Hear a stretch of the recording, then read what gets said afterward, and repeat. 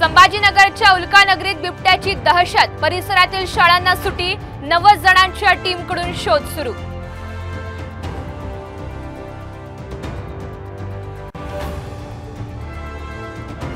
पोलिसांना गुंगारा देणाऱ्या मनोरमा खेडकर यांना अखेर अटक। शेतकऱ्यांना पिस्तूल दाखवल्याप्रकरणी वर्षभरानंतर कारवाई, तर दिलीप खेडकर यांची एसीबी चौकशी सुरू।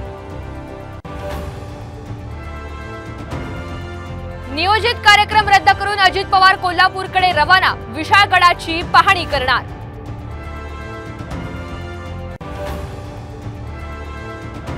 छगन भुजबळ हे राजकारणातला फिरता रंगमंच, शरद पवार यांच्या भेटीवरून संजय राऊतांचा सनसनीत टोला।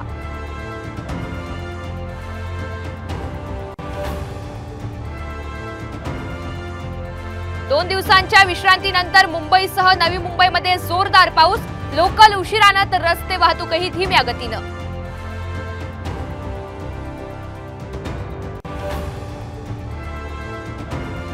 पिंपरी चिंचवडमधील फुटीनंतर अजित पवार अलर्ट मोडवर। 21 जुलै रोजी पुन्हा बोलावली पदाधिकाऱ्यांची बैठक, तर 20 जुलैला शरद पवार यांचा कार्यकर्ता मेळावा।